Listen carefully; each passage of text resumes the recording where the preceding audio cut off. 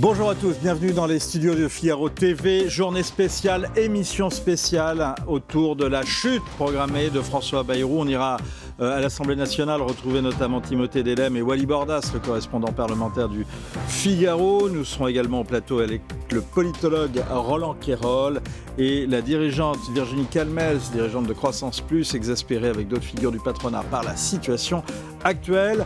Vous l'aurez compris, le sort de François Bayrou sera le fil rouge de cette journée, à commencer donc par cette émission, ce nouveau numéro de Point de vue.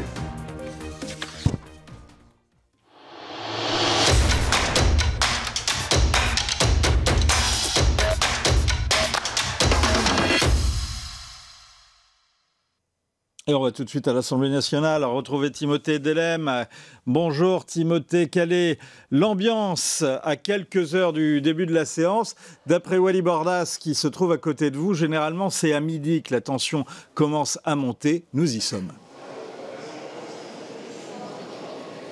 Oui, tout à fait, Vincent. La tension commence ici petit à petit à monter. On le voit d'abord parce qu'il y a beaucoup de journalistes aujourd'hui, beaucoup plus que d'habitude. Vous voyez sur ces images de Pierre-Henri Frotté, on est dans la salle des pas perdus, à côté de la salle des 4 colonnes, là où les journalistes viennent rencontrer, interviewer les députés. Aujourd'hui, bien forte affluence, évidemment, parce que c'est une journée tout à fait particulière. Quoi qu'il en soit, ce sera une journée historique. C'est la première fois dans l'histoire de la Ve République qu'un gouvernement pourrait tomber, qu'un gouvernement devrait, selon toute vraisemblance, tomber à l'issue d'un vote de confiance. On est avec Wally, justement, Wally Bordas, correspondant parlementaire du Figaro. Vous connaissez les arcades de cette assemblée par cœur. Et je le disais, cette journée, quoi qu'il en soit, elle sera historique. Elle sera historique parce qu'effectivement, c'est la première fois qu'un Premier ministre qui a demandé la confiance ne l'aura pas. En revanche, elle ne sera pas si historique au vu des derniers mois que l'on a vécu ici au Palais Bourbon, puisque on est dans une Assemblée nationale et dans une situation politique assez inextricable, assez bloquée, et où on va voir effectivement en 9 mois le deuxième Premier ministre choisi par Emmanuel Macron tomber. Quel va être le déroulé de cette journée qu'on va suivre ensemble tout au long de la journée sur le Figaro TV, le Figaro Live? Le discours de François Bayrou prévu à 15h, il n'y a pas de limite dans le temps pour son discours. Il y aura ensuite les différentes prises de parole des chefs de groupe. Effectivement, on commencera avec François Bayrou à 15h. A priori, son discours devrait être long. Tout son entourage l'a annoncé d'ores et déjà aux journalistes depuis quelques jours. On peut imaginer que ça dure à peu près 1 heure. Ensuite, effectivement, on aura les prises de parole, a priori plutôt des chefs de groupe politiques, donc Gabriel Attal, Marine Le Pen, Laurent Wauquiez, Mathilde Panot.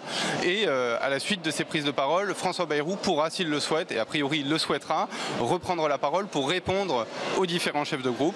Et ensuite, chacun partira dans les coulisses de l'Assemblée nationale voter pour ou contre la confiance au Premier ministre. Il faudra compter à peu près une petite demi-heure pour le vote. Ça veut dire qu'on devrait être fixé peut-être aux alentours de 19h. Pas avant 19h en tout cas. C'est ce que l'on semble comprendre ici à l'Assemblée nationale.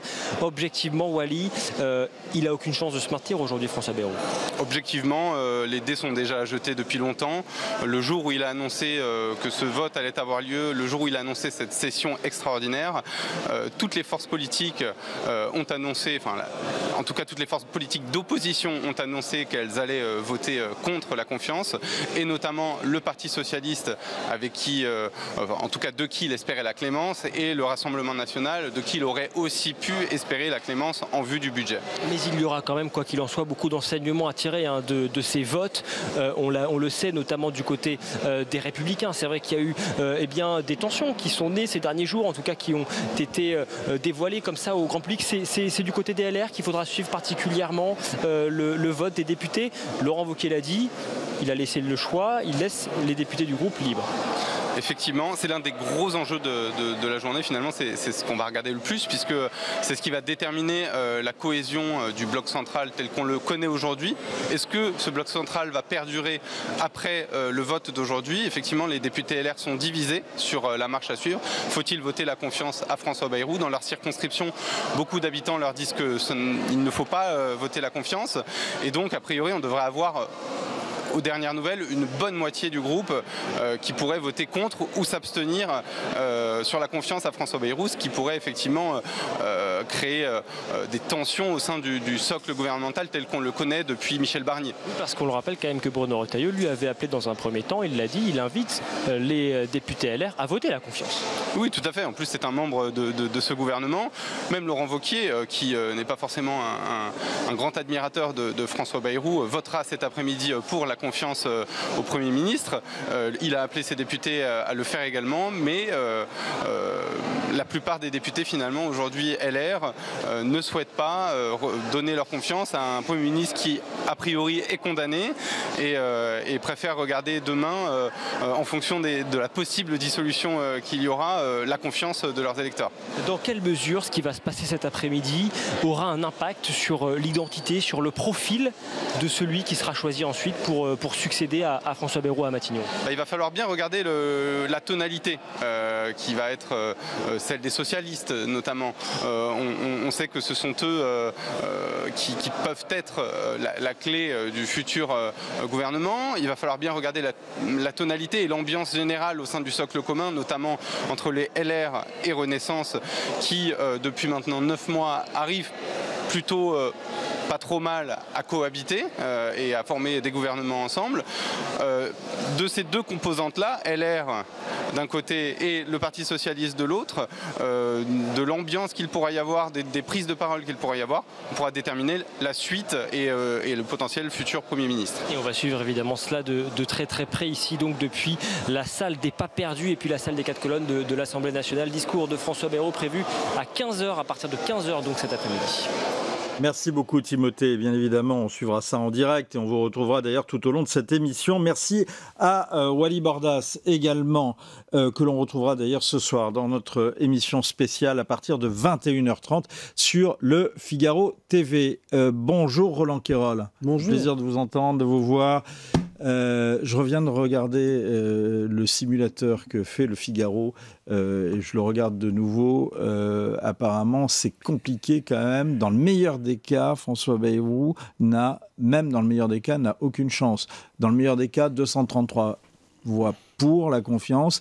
On est loin des 289 qu'il faudrait pour pouvoir sauver sa tête. Oui, il faut pas se centrer sur ce 289 qui est ce qu'il faut pour une motion de censure. Là, on n'est pas une motion de censure, on est une question de confiance. Et là, tout compte.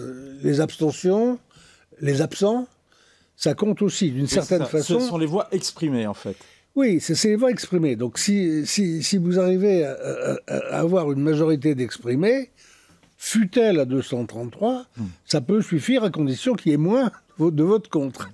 Et d'où ce petit jeu depuis des semaines pour essayer de convaincre. Je pense que Bayrou, lorsqu'il a fait sa tournée des médias interminable de la semaine qui vient de se passer, il savait bien que ce n'était pas l'opinion qui était intéressante. Ce n'est pas l'opinion qui vote, c'est les parlementaires. Mais il voulait faire pression... Roland Quérol, pardon, justement, est-ce que il pensait que cette tournée des médias, ce carpet bombing télévisuel notamment, pouvait avoir un effet sur les parlementaires? C'est exactement ça. C'était l'idée que si l'opinion peut être en partie renversée, conquise, ils vont le dire à leurs députés et sur les marchés le dimanche, etc. Et ces députés-là vont eux-mêmes flancher. Pas forcément se mettre à voter pour le gouvernement, mais au moins avoir le courage, comme on disait sous la 4e République, avoir le courage de s'abstenir. C'est possible, c'est évidemment pas l'issue la plus probable. Sur le papier, vous avez raison, il est cuit, Bayrou. Il ne doit pas retrouver la confiance du Parlement, la confiance majoritaire, même dans cette majorité simple, mais voilà, c'est un trou de souris qui est devenu un trou de fourmi pour essayer de passer. Une chance sur 100, on ne sait pas ce qui peut arriver, mais il faut vraiment un accident. Ça serait un accident de parcours tout à fait considérable. Que vous inspire pour le reste cette chute annoncée ? Écoutez, j'ai eu le sentiment que nous vivions en direct un moment de la 4e République. c'était le règne des partis et des accords de couloir. Qui est l'ancêtre du parti de Absolument, le MRP, les socialistes, les indépendants. C'est ce petit jeu des partis pour essayer de composer des majorités alternées qui faisait que les gouvernements changeaient à peu près tous les 6 mois, mais que les mêmes hommes, on les retrouvait. Et ça ressemble tout à fait à ce qui se passe aujourd'hui. La vraie différence, c'est que ça se fait sur les médias, sur la place publique. C'est une 4e République plus les médias. Nous sommes désormais les témoins, quasi les acteurs d'une scénographie écrite uniquement par les partis et les groupes parlementaires. Voilà, 4e République. Et c'est absolument navrant pour l'image de la politique. Déjà, la politique se portait pas bien dans l'opinion des gens. Les Français étaient de plus en plus critiques, exprimaient de plus en plus une désaffection, une hargne, une grogne, voire une hostilité nette aux politiques au pluriel, à tous les politiques, en particulier à ceux qui sont au pouvoir, parce que c'est à cause de cela que nous serions dans la difficulté. Et donc ça ne fait, ce spectacle un peu navrant, ça ne fait que renforcer cette haine du politique ou cette distance par rapport à la politique. Je reprends le thème de votre dernier livre. Est-ce que la démocratie française est en danger ? Écoutez, je crois qu'il faut se rappeler maintenant en permanence l'exemple américain. On a vu un pays qui était le pays des valeurs démocratiques, le pays du pluralisme, le pays du respect des élections et de l'alternance, le pays où l'université pouvait elle aussi exprimer le pluralisme. Et puis, le phénomène Trump est arrivé et le piétinement des valeurs démocratiques. On aime ou on n'aime pas l'orientation de Trump, mais il ne respecte pas ce qui avait fondé la démocratie américaine, il ne le respecte pas, il a conquis même la Cour suprême, ce qui lui permet de franchir aussi les barrières du droit. Donc ce qui est arrivé aux États-Unis peut évidemment arriver à un pays d'Europe. La démocratie, c'est un bien précieux dont nous n'avons pas toujours conscience. On vit avec l'oxygène qu'est la démocratie, la liberté, le pluralisme, le respect des élections. Tout ça existe et est fort dans les institutions, mais c'est historiquement fragile. Ça peut éventuellement céder le pas. Est-ce que, je reviens à l'actualité donc de ce lundi, de ce 8 septembre 2025, est-ce que vous interprétez le refus le plus en plus probable de la confiance à François Bayrou comme une atteinte à la démocratie ? Non, je pense que là, Bayrou voudrait bien le faire croire. Bayrou a essayé de se poser en dernier rempart, une espèce de mendès de démocrate chrétien. Non, c'est pas vrai. Ça n'est qu'une crise parlementaire qui va entraîner maintenant une crise politique plus profonde avec toutes les interrogations qu'on peut avoir sur la suite. Mais en soi, il est évident qu'il est normal que des groupes parlementaires se décident à ne pas soutenir un Premier ministre. D'autant que ce refus de la confiance, a priori, c'est là, n'est-ce pas là, peut-être pour l'instant, l'un des échecs de François Bayrou, c'est ce que veulent les Français. On observe quand même tous les indicateurs le montrent. Le dernier, en tous les cas, les 2 derniers indicateurs par le Figaro, soit avec Odoxa, soit avec Verian, montrent qu'il y a même une augmentation du souhait de refuser la confiance à François Bayrou. Oui, et en soi, c'est pas une grande surprise, puisque la popularité... Malgré tout le plan média de... malgré tous les médias, c'est pas les médias qui font tout seuls l'opinion. Ils aident à la transmettre et c'est tout. Bayrou, il est quand même l'homme politique, le président, le Premier ministre, le plus rejeté de l'opinion française. Il est, depuis son démarrage, dans les profondeurs des classements. Donc les gens ne l'aiment pas, ne le supportent pas au sens à la fois français et américain du terme, ils ne le soutiennent pas, ils ne le veulent plus. Et c'est pire encore que ça, c'est que toutes les mesures qu'il a proposées n'ont fait que précipiter sa chute. C'est pas seulement l'homme qui est refusé, c'est la politique, c'est le gouvernement qu'il représente, qu'est-ce que vous voulez? Les gens ont le sentiment de ne pas vivre bien, d'avoir des problèmes, notamment des problèmes de fin de mois. Et qui est responsable de tout ça? C'est comme toujours en France l'État. Et l'État, c'est le gouvernement. Et le gouvernement, c'est Bayrou. Il y a donc forcément un espoir très majoritaire dans le pays qu'en se débarrassant de Bayrou et de ce gouvernement, on pourra peut-être avoir une amélioration de sa propre situation. Est-ce que la France est réformable hors énorme catastrophe? Écoutez, on dit beaucoup le contraire. On dit beaucoup qu'on ne peut pas réformer ce pays à moins de... En tous les cas, étant donné les indicateurs qui sont apportés, on y reviendra dans un instant avec Virginie Calmels, mais on voit que quand même l'électrochoc voulu par le Premier ministre n'a pas été possible. Personne d'ailleurs enfin très peu de gens contestent la véracité de son diagnostic. Donc est-ce qu'il n'y a pas quelque chose de spécifiquement français à refuser des réformes nécessaires en temps de paix? Écoutez, il y a des choses qui sont spécifiquement françaises. Par exemple, quand on fait une espèce de coalition pour faire un gouvernement, dans tous les pays d'Europe, on fait au moins un bout de papier pour mettre par écrit les points sur lesquels on est d'accord et qu'on va traiter au gouvernement. En France, vous avez un Premier ministre qui appelle au téléphone des gens, qui leur dit « Bonjour, tu veux entrer dans mon gouvernement? Je te propose les finances. Bonjour, ça va? Tu viens chez moi? » Non. Sans savoir pourquoi, sans la moindre feuille de route. Là, nous avons une exception française qui est un dévoiement du système parlementaire. Est-ce que, pour autant, le pays n'est pas réformable? Je ne le crois pas. Il sous-dépend, et même aujourd'hui, avec cette tripartition de l'Assemblée, tout dépend de la capacité de cette Assemblée à trouver des fameux compromis. Or, ils n'y sont jamais vraiment essayés.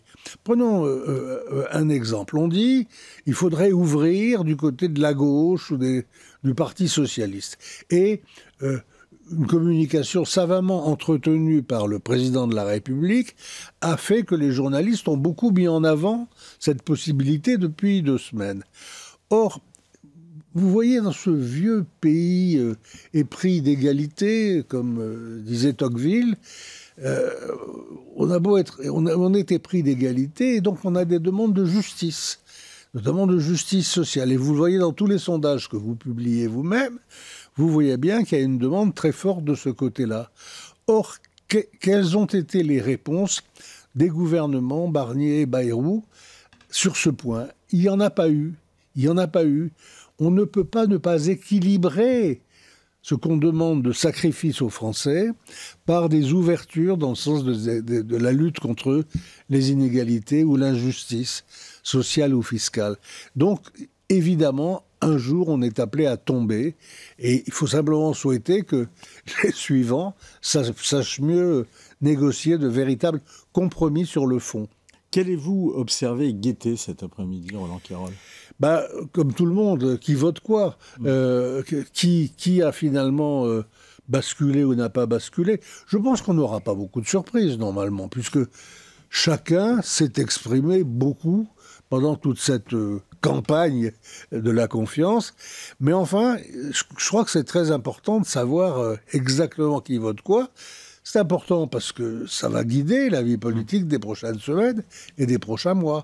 On va pouvoir regarder entre les lignes ce qui se dessine pour demain. Croyez-vous à la nomination d'un Premier ministre ou d'une Première ministre socialiste? Non, pas une seconde. Ah bon? Je pense que c'était un ballon d'essai d'opinion habilement contrôlé par l'Élysée. Et je pense que ça ne se produira pas. Alors je sais bien que je prends un risque parce qu'il paraît que le président va décider assez vite cette fois-ci. Mais en tout cas, c'est ce que veut l'Élysée, c'est ce qu'on dit à l'Élysée. C'est ce qu'on dit à l'Élysée. C'est ce qu'on dit à l'Élysée. Et je pense que c'est ou c'est ce qu'on espère à l'Élysée. Que c'est une rumeur qu'on essaye de développer pour faire croire qu'on est prêt à un compromis de ce genre. Et je crois que dans la réalité, il n'est pas possible. Si on regarde ce qui s'est passé ces dernières semaines, on ne voit pas, alors pour le coup, par quel trou de fourmi pourrait passer un compromis avec les socialistes, qui serait rejeté. Donc il ne s'agit pas d'avoir, à mon avis, un Premier ministre socialiste, ni un gouvernement où il y ait des socialistes.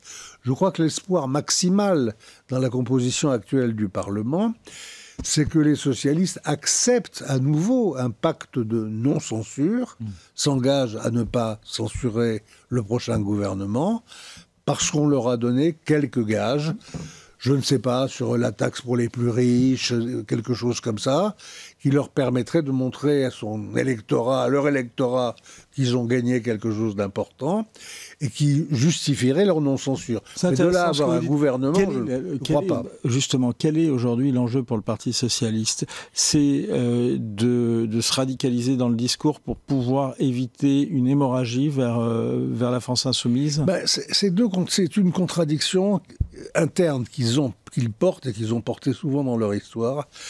C'est qu'il leur faut à la fois avoir un discours qui permette de montrer que on se bat. Qu'on est de gauche. On se bat, on est de gauche. On va arracher des réformes que personne ne pourrait arracher. Mais en même temps, on est des démocrates. On joue le jeu du compromis quand il faut et on permet la stabilité des institutions.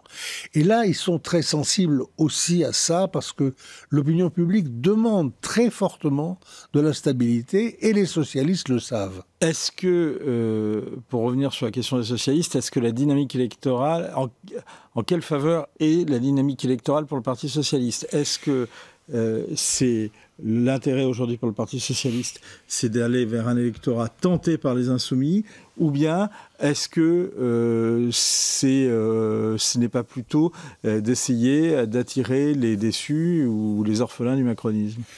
Moi, je crois que c'est la deuxième option qui est aujourd'hui la plus efficace pour les socialistes. Je crois qu'il faut aller... Ce qui amènerait à un recentrage du discours. Voilà, je crois que si on regarde les opinions des électeurs potentiels du Parti socialiste, ils sont beaucoup plus modérés, et je dirais presque beaucoup plus conservateurs que leurs dirigeants. Donc il faudrait que les dirigeants soient à l'image de ce qu'est leur électorat, une volonté de faire un véritable centre-gauche, une gauche qui... ne soit pas mollassonne, non, forcément, qui se battent pour des mesures, mais qui en même temps jouent pleinement le jeu des institutions et des alliances. Ça veut dire qu'il faut avoir le courage de se démarquer plus fortement des insoumis. Le courage parce que les insoumis existent et qu'au second tour, il y aura besoin de leur voix pour les socialistes. Mais s'ils se sont détachés, ils auront leur voix, je dirais, quasi automatiquement. Donc je pense que c'est là qu'est plutôt leur salut, si on peut dire. On suivra ça cet après-midi. Merci beaucoup, Roland Quérol. Merci à vous. J'en profite donc pour signaler votre dernier livre, Alerte mondiale, démocratie en danger. C'est très intéressant parce que c'est une perspective justement géopolitique que vous donnez et c'est très très intéressant. Et donc vous reviendrez nous en parler en plateau. En attendant, c'est aux éditions de l'Aube. On va retrouver Timothée Delham puisque justement vous disiez, Roland Quérol, que l'un des intérêts, ça va être de savoir qui va voter quoi, et en particulier tous les yeux se portent sur un groupe, bien sûr le groupe socialiste, mais surtout le groupe DLR, pour savoir justement jusqu'où ira la confiance. Et Timothée Delham se trouve précisément avec une des élues de ce groupe, la députée Anne-Laure Blin. Absolument, Vincent Anne-Laure Blin, députée du Maine-et-Loire, porte-parole du groupe Les Républicains ici à l'Assemblée nationale. Bonjour Madame la députée, merci d'être avec nous. On le disait à l'instant, le vote des députés LR va être scruté de près cet après-midi parce qu'il y a clairement des lignes de fracture qui se sont exprimées ces derniers jours entre Bruno Retailleau qui a dit qu'il fallait en creux voter la confiance au gouvernement, Laurent Wauquiez lui qui est beaucoup moins catégorique et qui annonce ce week-end donner la liberté de vote à ses députés. Quelle est la ligne de conduite des députés Les Républicains cet après-midi? Écoutez, les députés Les Républicains voteront en leur âme et conscience par rapport à ce que les Français leur disent et les Français attendent. Laurent Wauquiez l'a rappelé, il y aura un certain nombre de parlementaires, de députés qui apporteront au nom de la stabilité un soutien au gouvernement. mais certainement pas un chèque en blanc. Et d'autres, comme moi, qui n'apporteront pas leur soutien au Premier ministre. Vous allez voter contre la confiance cet après-midi? Oui, je vais voter contre la confiance parce que, en réalité, aujourd'hui, le gouvernement, tel qu'il est constitué, le chef du gouvernement qui est à sa tête n'est pas à la hauteur des enjeux qu'il faut pour la France. Sur un bilan de 9 mois gouvernemental, malheureusement, les Français sont encore largement en attente, alors même qu'ils avaient demandé clairement des lignes conductrices pour mener le pays vers un avenir plus confortable. Et on voit bien malheureusement que les derniers jours, si tant est qu'il y avait encore besoin de nous convaincre que le Premier ministre n'était pas à la hauteur des événements, on voit bien que la succession des annonces n'est clairement pas à la hauteur. Et donc malheureusement, je crois qu'il faut véritablement envoyer un signal très fort, notamment au président de la République, pour qu'il y ait un changement de direction, que les Républicains y apportent toute leur pierre à l'édifice. Et nous l'avons dit à plusieurs reprises au Premier ministre, notamment au printemps, au tout début de l'été. Nous avons des pistes d'économie parce que nous partageons bien sûr ce constat que la France est dans un état catastrophique. Les finances, le financement public, l'état d'endettement du pays est tel qu'il faut réellement faire et mettre en place des économies, mais il faut réellement que ces économies soient sur le train de vie de l'État et pas sur le dos des Français. Justement, Madame la députée, j'entends ce que vous dites, mais d'un autre côté, nous avons par exemple Bruno Retailleau, président du Parti des Républicains, qui dit au nom de la stabilité, il faut soutenir ce gouvernement. Vous assumez aujourd'hui qu'il y a une ligne de fracture clairement entre les députés des Républicains? C'est pas une ligne de fracture. La stabilité, oui, nous sommes un parti qui appelons à l'ordre, qui appelons à la stabilité, à la sérénité pour le pays. Simplement, aujourd'hui, nous avons aussi comme élus de la nation le devoir de porter la parole des Français qui nous ont fait confiance au moment des élections du mois de juin 2024. Et ils attendent des mesures structurelles qui soient fortes. La réalité, c'est que dans les premières annonces qui ont été celles du Premier ministre, il n'y a pas ces annonces structurelles. Où est la volonté de réguler l'immigration ? Où est cette volonté de s'atteler enfin à l'assistanat dans ce pays qui porte toujours préjudice à la France qui travaille? Où est cette volonté enfin, et moi j'y ai travaillé, notamment à l'occasion d'un texte de loi sur la simplification, où est cette volonté de mettre fin à cette bureaucratie qui étouffe les entrepreneurs, qui étouffe les Français et qui gâche et qui gaspille beaucoup d'argent public? Alors si François Bayrou devait tomber cet après-midi, si son gouvernement devait tomber, que doit faire selon vous Emmanuel Macron? Le nom par exemple de Xavier Bertrand circule, c'est une hypothèse que vous soutenez? C'est pas une question de casting. C'est au président de la République que revient cette décision de conduire l'après. Malheureusement, il n'a pas utilisé ces 15 jours pour justement éclairer les Français sur ce qu'il comptait faire. Moi, je crois, en tant que députée de la Nation, en tant que femme de droit très engagée, et quand je vois et que j'échange avec la population, qu'il faut véritablement une politique de droite à la tête de ce pays. Et donc, il faut que l'on ose mettre sur la table les vrais sujets. Les vrais sujets en France aujourd'hui, c'est l'immigration et c'est le travail. Comment fait-on pour valoriser le travail en France et comment fait-on pour réguler, arrêter de subir cette immigration qui est aujourd'hui massive et sur laquelle on se fait complètement déborder.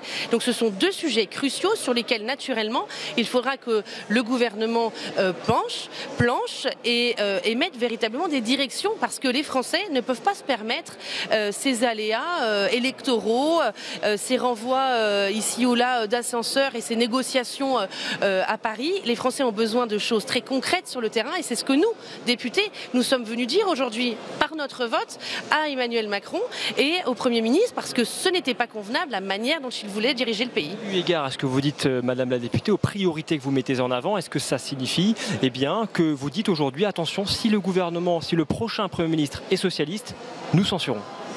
Mais le bon sens, naturellement, n'est pas de conduire un socialiste à la tête du gouvernement. Bien sûr, les Français l'ont redit maintes et maintes fois à l'occasion des dernières élections. La France est à droite. Les Français veulent une politique de droite. Donc, il peut y avoir, et je ne fais pas partie de ceux qui jettent l'opprobre immédiatement sur des hommes politiques de tel ou tel parti. Simplement, il faut que la dynamique, elle soit là. Si vous avez des socialistes suffisamment ouverts pour admettre que nous ne pouvons plus subir cette immigration aujourd'hui qui est bien trop importante dans le pays, eh bien, travaillons ensemble. S'ils sont prêts aussi à mettre sur la table tout cet argent public qui est gaspillé, qui est distribué et qui aujourd'hui subventionne l'assistanat, plutôt que la France qui travaille et qui porte préjudice à ces Français qui sont besogneux, qui respectent les lois et qui payent leurs impôts, eh bien, dont acte, travaillons avec les socialistes. Donc ça n'est pas un non-principe à l'hypothèse, par exemple, Olivier Faure? Non mais, Olivier Faure, XY, peu importe, là n'est pas la question. La seule décision reviendra au chef de l'État. Nous, ce que nous disons au sein des Républicains, Laurent Wauquiez l'a rappelé, y compris aussi Bruno Retailleau, nous voulons une politique de droite.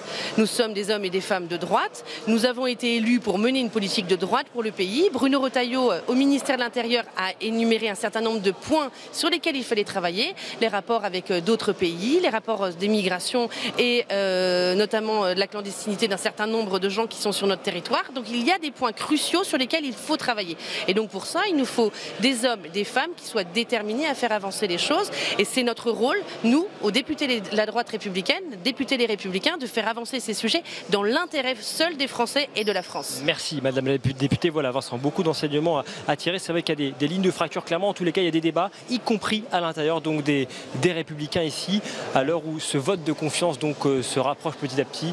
Discours de François Bayrou prévu toujours à 15h. Merci beaucoup Timothée, merci à Anne-Laure Blin. Bonjour Virginie Calmels. Bonjour Vincent. Vous êtes présidente de Croissance Plus et également la présidente de l'école des métiers du web à Futurae. Vous avez lancé un appel avec d'autres figures du patronat, le président du MEDEF, Sophie de Menton, également le président d'UDP. Vous avez lancé un appel pour à la stabilité et contre le désordre qui pourrait naître de ce vote de confiance. Vous risquez d'être déçu. À mon avis, vous n'avez pas été tellement entendu, surtout quand j'entends les députés LR, une partie des députés LR qui s'apprêtent à ne pas voter cette confiance. C'était plutôt un appel à la responsabilité, c'est-à-dire à une meilleure gestion. Et ce que les patrons et plus généralement le monde économique réclament auprès de la classe politique, c'est du sens de la responsabilité. La stabilité, bien sûr, mais de la bonne gestion de l'argent public. C'est quand même ça le sujet. Donc la stabilité à tout prix, c'est pas ça forcément. On faisait pas de la politique. Non, parce on avait l'impression quand même vous voulez sauver absolument le soldat Bayrou. Non, je crois que c'était pas le sens de cet appel, parce que notre parti à nous, les entrepreneurs, c'est d'abord l'entreprise. C'est de sauver plutôt l'entreprise, les emplois, l'économie. Et ça passe par des finances publiques bien gérées.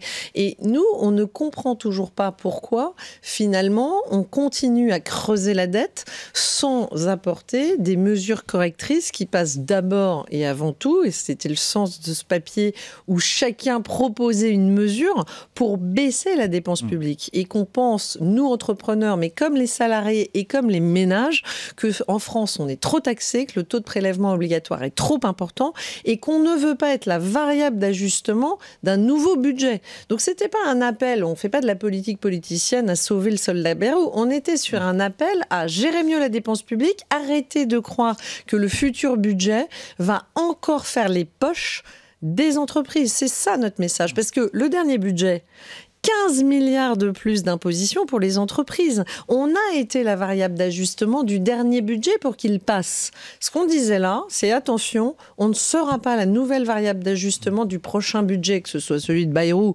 ou plutôt de son successeur, parce que ça semble assez acquis, mais arrêtez de penser qu'il faut taper sur les entreprises et sur tous les gens qui créent de la valeur dans le pays. Voilà. Jean-Luc Calmels, tous les acteurs du pays sont prêts à peu près à dire qu'il y a un problème sur les finances publiques, qu'il faut prendre des mesures, mais chacun dit que c'est pas son secteur qui doit prendre les mesures qu'il faut.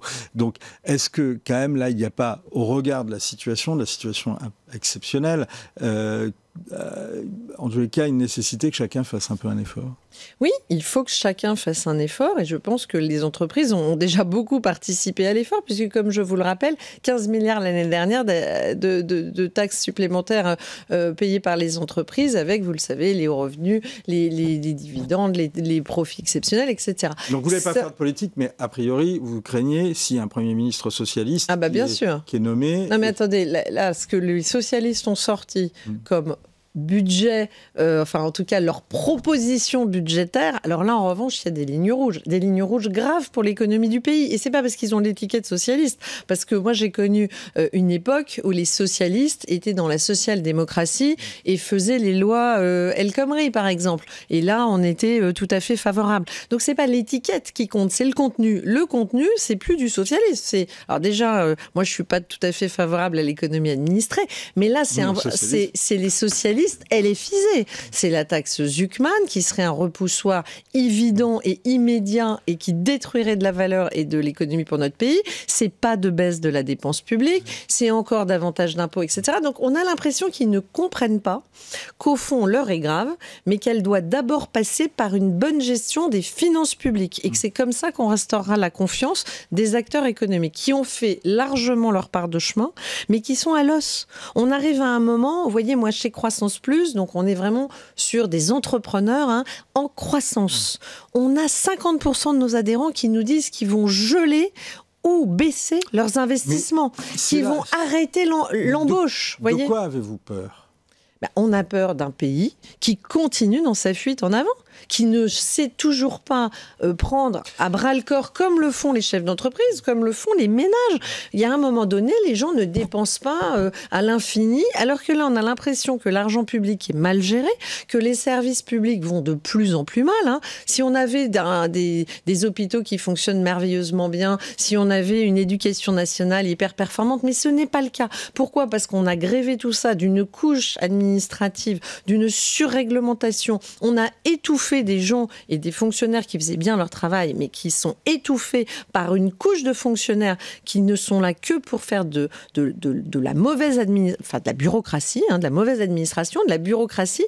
Et on a derrière une classe politique qui pense encore qu'on peut toujours faire les poches de ceux qui sont les locomotives de l'économie du pays. Et il faut surtout pas les mettre à l'arrêt parce que ce jour-là, l'État n'a plus d'argent. Et on est à 3 300 milliards de dettes. 3 300 milliards de dettes. Bon, François Bayrou donc, avait chiffré à 44 milliards d'euros d'économies nécessaires et urgentes. Est-ce que, si on les fait, ça ne va... Vous ne pensez pas que ça va être compliqué d'éviter de passer par la case hausse d'impôts ? Mais je pense que c'est bien l'erreur. C'est-à-dire que quand vous avez le taux de prélèvement obligatoire le plus élevé de l'OCDE, quand au bout d'un moment, d'abord, vous risquez qu'il n'y ait plus de consentement à l'impôt. Rappelez-vous, le début des Gilets jaunes, c'est quand même, au départ, un refus de consentement à l'impôt. C'est stop, on en a marre d'être taxé. Et là, je pense qu'on est dans une situation pire, c'est que ce ras-le-bol et ce rejet, en fait... Les entreprises, même si elles sont conduites à payer plus d'impôts, ne refuseront pas de payer les impôts. Ah non, mais comme toujours, vous savez, les entreprises, en général, elles assument ce qu'elles ont assumé. Simplement, qu'est-ce qui se passe ? Vous voyez aujourd'hui des personnes qui, au lieu de développer le business en France, vont le développer à l'international. Vous avez des gens qui pensent que finalement, ils auraient continué à travailler beaucoup et ainsi de suite, qui vont se dire, finalement, on va peut-être céder nos entreprises. Et à qui ils vont les céder ? Ils vont les céder peut-être à des investisseurs étrangers, parce que c'est eux qui vont ramasser pour pas cher un certain nombre de biens économiques. Donc au fond, on est dans une spirale qui est inquiétante, mais on ne peut pas tout le temps demander à ceux qui contribuent de contribuer plus et à ceux qui ne contribuent pas, en revanche, finalement, de continuer dans un système de gabegie ou d'abus, parce qu'il y a beaucoup d'abus. J'entends votre argument du patriotisme économique, mais précisément, vous avez, dans cet appel auquel nous faisions allusion tout à l'heure, émis la crainte qu'on rompe avec la politique pro-business d'Emmanuel Macron. Mais cette politique pro-business d'Emmanuel Macron, elle est passée parfois par le démantèlement de certains fleurons français c'est pas ce que j'appelle une politique pro-business, moi. Non, là, pardon, c'est pas du tout... Alors là, je ne fais pas partie de ceux qui soutiennent cette politique-là. Non, la politique pro-business, résumée très brièvement, c'est plutôt la flat tax, le fait d'avoir poursuivi les lois El Khomri, d'avoir fait une réforme petite, mais de la SNCF, et quand même la réforme des retraites. C'était quand même un sujet majeur pour la baisse de la dépense publique. Et malheureusement, la retraite à points a été avortée. Et on a une autre réforme qui a été moins bonne, et surtout avec un âge pivot qui est un repoussoir. Bon, moi, je suis pour davantage de liberté, et je pense qu'il y avait d'autres mécanismes de retraite à mettre sur la table, et surtout de reconnaître avec un peu de justesse certesse qu'on est au bout d'un système et que quand on fait moins d'enfants qu'en l'après-guerre, ce régime par répartition est un régime qui est quelque part condamné à mourir ou en tout cas à augmenter l'âge de départ à la retraite toujours davantage pour peut-être des pensions qui baisseront un jour. Donc moi je fais partie de ceux qui pensaient que introduire un régime de capitalisation progressive, permettre plus de liberté sur l'âge de départ à la retraite moyennant un certain nombre d'annuités. Là encore, le coût du départ à la retraite, il est à chacun de l'apprécier. On peut avoir envie parce que on pense que on peut avoir envie de partir à la retraite plus tôt. Si on a un abattement, on fait ses calculs et on choisit. Donc moi j'étais pour davantage de liberté, une dose de capitalisation et un autre type de réforme des retraites. Mais ce qui est certain, c'est qu'on ne peut pas faire l'économie de ces réformes. Donc les gens qui expliquent au pays, vous me parliez du projet socialiste, une fois encore, c'est pas l'étiquette qui m'importe, c'est ce qu'ils disent. Mais c'est que finalement, tiens, la retraite, il faudrait revenir à la retraite à 62 ans. On sait que financièrement, on n'est pas capable d'absorber ça. Donc on ment aux générations futures et on aura un régime qui ne sera pas financé. Donc au fond, c'est dramatique parce qu'on creuse encore l'écart entre les actifs qui s'en sortiront et puis toute une population qui ne s'en sortira pas. Selon toute vraisemblance, François Bayrou ne devrait plus être Premier ministre ce soir. En tout cas, il expédiera les affaires courantes. Il y a parmi les oppositions donc plusieurs projets qui ont été présentés. Vous avez peur duquel vous avez le plus peur ? Celui de la gauche ou celui du RN ? Moi, alors à titre personnel, là, je ne parle qu'à titre personnel. Moi, j'ai évidemment, je peux même parler au nom des adhérents de Croissance Plus. Tout le monde a très peur du programme de LFI. Ça, il n'y a pas de doute, si vous voulez. Là, on est sur quelque chose qui est totalement anti-économique. Il n'y a rien dans ces projets et dans cette façon d'aborder même les institutions. Voilà. Là, on serait dans quelque chose qui est extrêmement inquiétant. Maintenant, c'est vrai que quand j'entends certains membres du Rassemblement national revenir aussi sur la retraite à 62 ans, je me dis qu'ils n'ont toujours pas compris, et ça me semble vraiment essentiel, qu'on a besoin de remettre les comptes publics en ordre de marche et que c'est pas avec des cadeaux non financés ou avec des promesses démagogiques qu'on va s'en sortir.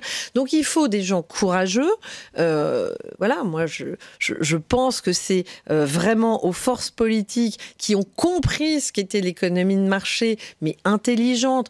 Certes, on n'est pas dans une économie débridée même chez vos à anciens l'américaine. amis LR, même là, paraît-il, en tous les cas, j'entends dans les milieux patronaux qu'on leur reproche même de ne rien comprendre à l'économie. Donc mais ça c'est va vrai, être difficile. le drame de la classe politique, c'est que pour beaucoup d'entre elles, d'abord, elles ne sont pas du tout habituées ou familiers de ce qu'est l'entreprise. Donc c'est déjà un sujet. On a quand même des gens qui sont souvent des gens qui ont été fonctionnaires, ou des grands élus de la République, mais qui sont quand même assez loin de ce qu'est le fonctionnement d'une entreprise.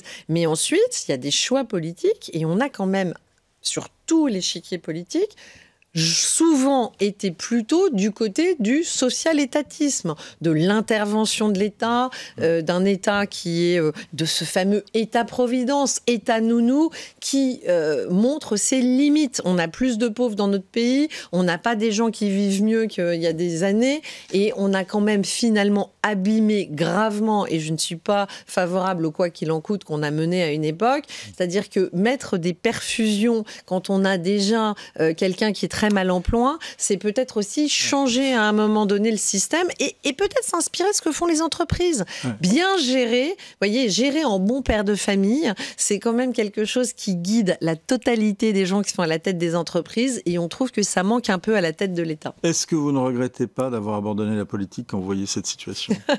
Moi, je n'ai pas fait de la politique de métier ou de carrière. La seule chose qui m'importait en faisant de la politique... Quand vous aviez des mandats politiques, vous gériez les finances. Donc, je vous confirme qu'à Bordeaux, en fait, j'étais en charge de l'économie et de l'emploi. On avait diminué de 30% la dépense publique dans mon périmètre et on avait créé 40 000 emplois nets en 5 ans.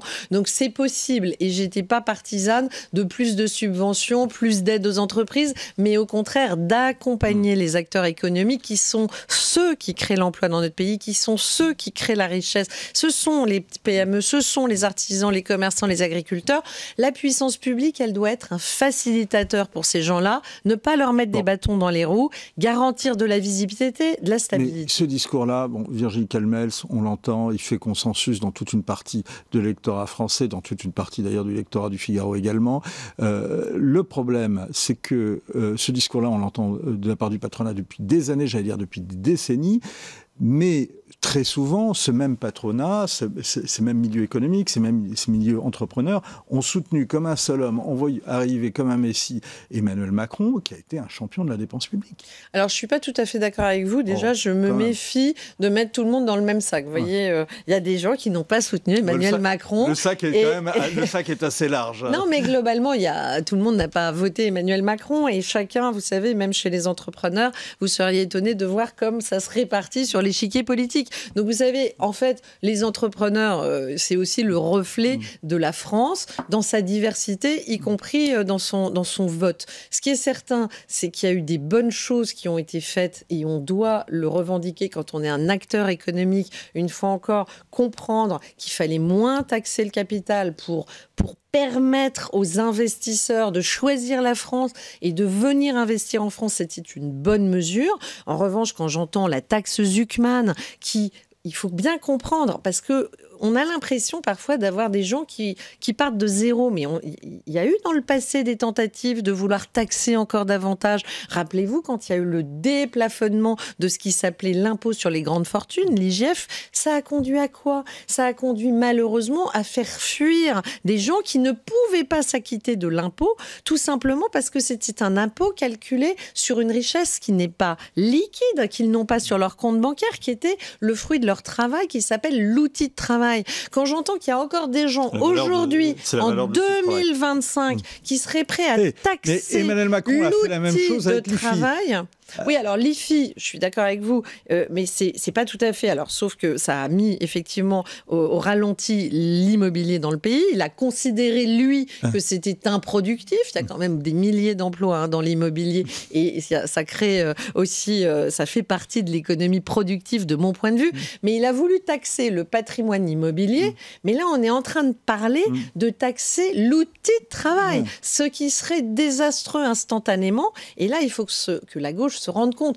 Parler de plus de justice fiscale, bon, moi ça m'agace parce que c'est quand même toujours les mêmes qui payent. Et la justice fiscale, elle pourrait être aussi quand même, à un moment donné, quand vous entendez François Bayrou expliquer que dans l'AME, vous avez les prothèses auditives, les lunettes et la balnéothérapie, il ne faut pas s'étonner qu'il y ait des gens qui se tournent vers le Rassemblement national. Parce que là, on a l'impression qu'il n'y a pas de justice entre quelqu'un qui n'a pas cotisé et une personne âgée qui a cotisé toute sa vie et qui n'a pas les moyens de se payer des prothèses auditives. Réponse courte, Virginie Calmels. Est-ce que vous allez suivre les débats cet après-midi ?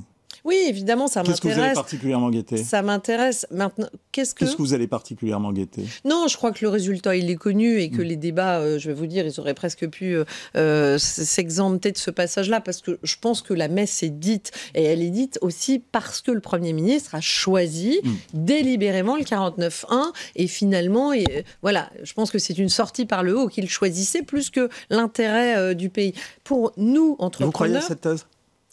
Je sais pas, enfin, je pense qu'il est suffisamment madré en politique pour savoir qu'en faisant le 49.1, il avait peu de chances quand même, à mon avis, de convaincre des oppositions qui sont pas du tout sur sa ligne. En revanche, nous, entrepreneurs, ce qu'on va suivre, c'est pas tant les débats de l'après-midi, même si ça m'intéresse à titre personnel, parce que j'ai toujours eu cette fibre au fond de moi de l'intérêt général, mais c'est surtout ce qui va se passer après. C'est que nous sommes très inquiets qu'on revienne aux vieilles lunes, on va taxer plus, et notamment les entreprises, les entrepreneurs qui sont déjà au max de ce qu'ils peuvent faire et qui voient aujourd'hui beaucoup leur carnet de commandes s'arrêter parce que l'attentisme va être vraiment très mauvais pour l'économie. On l'a entendu. Merci beaucoup Virginie Calmels. C'est bien, justement, on va retourner à l'Assemblée nationale et on va poser la question à Philippe Brun qui est député socialiste et qui se trouve avec Timothée Delem. Tout à fait, Vincent. Philippe Brun, député PS de l'Eure. Bonjour, monsieur le député, merci d'être avec nous. Nous étions à l'instant en plateau avec Virginie Calmels qui a dit tout le mal qu'elle pensait, notamment de la taxe Zuckman et puis d'un certain nombre de dispositions qui sont prévues dans votre contre-budget, celui que vous avez proposé la semaine dernière avec Olivier Faure. C'est vrai que la question se pose aujourd'hui. 44 milliards d'euros d'économies dans le budget de François Bayrou, une vingtaine de milliards dans le budget proposé par les socialistes. Est-ce vraiment raisonnable compte tenu de l'état de nos finances publiques ? Alors, d'abord, nous on assume totalement la trajectoire qu'on propose, on n'a pas inventé, qui vient de l'OFCE, qui est un grand institut d'économie, qui dit que le budget Bayrou est récessif, qu'il va baisser la croissance et qu'il va faire augmenter le chômage. Et donc la bonne trajectoire, c'est de l'étaler dans le temps et donc de permettre un effort étalé, crédible, durable et qui ne porte pas atteinte à l'économie. Dans un moment où aujourd'hui la croissance est faible, il y a un phénomène de déconsommation, on a perdu 1% de consommation au dernier trimestre. Et donc on dit il vaut mieux étaler dans le temps et être crédible sur les résultats. Les 44 milliards en vérité sont hors d'atteinte et les économies que proposait François Bayrou de toute façon n'étaient pas documentées pour l'essentiel. Nous ce qu'on propose c'est des économies documentées, 15 milliards de vraies économies qu'on propose. On parle des hausses d'impôts, taxe Zuckman, je suis prêt à en débattre avec Madame Calmels, mais beaucoup aussi d'économies sur les achats de l'État, sur l'immobilier, sur les agences, sur une réorganisation, sur la sécurité sociale aussi, des économies qui ne vont pas enlever 1 euro de protection sociale aux salariés et aux assurés, mais qui vont permettre de mettre fin à la financiarisation extrême aujourd'hui du système, à la désorganisation de l'offre de soins et donc à une certaine rationalisation des dépenses. Bref, donc des vraies économies et bien sûr un plan de relance que nous proposons pour aider la croissance. Un plan de relance qui est détaillé effectivement, on voit bien que tout est en place de votre côté. Vous entendez le porter à Matignon, vous appelez Emmanuel Macron à nommer un Premier ministre socialiste dès ce soir, dès la semaine en tout cas qui arrive, si François Bayrou venait à tomber? Écoutez, moi je crois qu'il est temps de confier enfin à la force politique qui a le moins perdu ces élections, la gauche, le soin de constituer un gouvernement. Il faut le laisser faire. On a eu 2 gouvernements macronistes qui sont succédés, qui ont été tous les 2 censurés, qui sont tombés. Donc il faut tenter autre chose. Avec une nouvelle méthode, ce qu'on propose, c'est de renoncer au 49.3 et puis de trouver des compromis sur les textes et en particulier sur le budget. Avec également Philippe Brun, un parti qui a fait moins de 2% à la dernière présidentielle. Oui, enfin, ce qui compte, c'est l'Assemblée nationale. On a fait pas 2%, on a fait 14% aux élections européennes, bien plus que LR qui est au gouvernement aujourd'hui. Et aux législatives, on a un groupe aujourd'hui, le Parti socialiste, de 66 députés et LR seulement une quarantaine. Ils ont eu pourtant le Premier ministre et le ministre de l'Intérieur. Et la gauche en entier, y compris sans LFI, est bien supérieure aux effectifs du groupe LR qui est archi dominant aujourd'hui dans le gouvernement. Donc tout ça n'a pas vraiment grand sens. Aujourd'hui, d'ailleurs, s'il y avait une dissolution, le Parti socialiste est testé à 23% seul contre le LFI. Donc on voit bien à quel point on n'est plus du tout dans le même type d'étiage. Ce qui compte aujourd'hui, c'est de trouver à l'Assemblée des discussions avec une nouvelle méthode. On propose les dialogues de l'ACE, c'est l'ACE qui est juste ici, c'est de réunir tout le monde autour de la table et de construire ensemble le budget. C'est l'inverse de la méthode verticale proposée par François Bayrou, dont on a vu les limites. Réunir tout le monde autour de la table, à commencer peut-être par les insoumis, par vos amis insoumis ou vos anciens amis, on ne sait plus trop vraiment. En tout cas, eux, ils ont dit qu'ils ne soutiendraient qu'un gouvernement qui porterait leur programme, en tout cas celui du nouveau Front Populaire, et vous accusent d'avoir abandonné ce programme. Que leur répondez-vous ? Écoutez, moi j'attends de les voir censurer un gouvernement qui suspendrait l'âge légal à 64 ans de la réforme des retraites, qui mettrait en place des crédits supplémentaires pour l'écologie, le logement, un gouvernement qui, par la mesure que nous proposons de pouvoir d'achat, augmenterait les salaires, d'un gouvernement qui mettrait en place la justice fiscale. Bon, ce serait ridicule, personne ne comprendrait.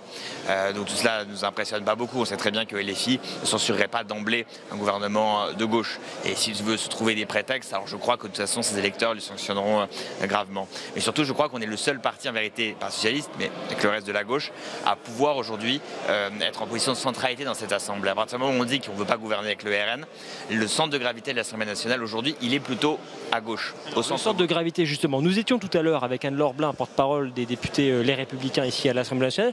Elle vous a pas tendu la main, mais quand même elle dit, après tout, nous ne censurions pas un gouvernement socialiste comme ça de manière évidente. Si jamais ils sont prêts à reconnaître par exemple que l'immigration aujourd'hui est trop importante dans notre pays, s'ils sont prêts également à réduire la dépense publique, après tout, peut-être que nous pourrions travailler ensemble. Que leur dites-vous et surtout, est-ce que vous seriez prêts aujourd'hui ou demain à gouverner avec les Républicains ? Non, nous ne souhaitons pas gouverner avec les Républicains en respectant bien sûr cette formation politique, mais nos divergences sont trop grandes, il ne faut pas faire de grands mélanges des genres. Nous, on veut un gouvernement qui soit solide, c'est-à-dire avec des gens qui sont d'accord entre eux, de gauche, républicains, et puis qui s'ouvre au compromis à l'Assemblée nationale. Mais il ne faut pas faire de mélange, pas avoir Bruno Retailleau et Mathilde Panot au même gouvernement, ça n'aurait aucun intérêt, ça serait complètement étrange. Et donc il faut aujourd'hui un gouvernement qui soit solide, qui soit cohérent idéologiquement, et puis qui négocie ensuite les compromis à l'Assemblée. Sur la question de l'immigration, je pense que c'est une mauvaise manière d'aborder le sujet. On sait que c'est un sujet qui nous divise tous à l'Assemblée nationale. Moi d'ailleurs, je suis pour qu'on mette de côté un certain nombre de sujets, ceux sur lesquels on n'aura jamais de consensus. Et donc l'immigration, l'immigration, il faut repousser 2027. Nous, on n'a pas du tout les mêmes idées que LR. On en reparlera en 2027, mais je crois qu'on peut se mettre d'accord sur les choses importantes pour les Français, les déserts médicaux, le logement. D'ici 2027, ça urge. Merci Philippe Brun, merci beaucoup. Beaucoup de sujets ici, évidemment, qui vont être débattus tout au long de l'après-midi à l'Assemblée nationale. Merci beaucoup Timothée, merci Philippe Brun, merci Anne-Laure Blin également d'être intervenue, merci à Wally Bordas. Que l'on retrouve ce soir le discours de François Bayrou, les débats, les votes sont eux à vivre en direct sur le site du Figaro. Rendez-vous d'ailleurs à 14h45 sur le site du Figaro avec Thibaut Gauthier pour toute une après-midi de Figaro Live. Et puis les moments forts de cette journée seront bien évidemment à revivre ce soir lors d'un numéro exceptionnel du club Le Figaro Politique. Je vous retrouve dès 21h30 pour décrypter le vote avec les plus grandes plumes du Figaro et discuter des perspectives d'avenir. La journée est historique. Vous restez avec nous sur le Figaro TV.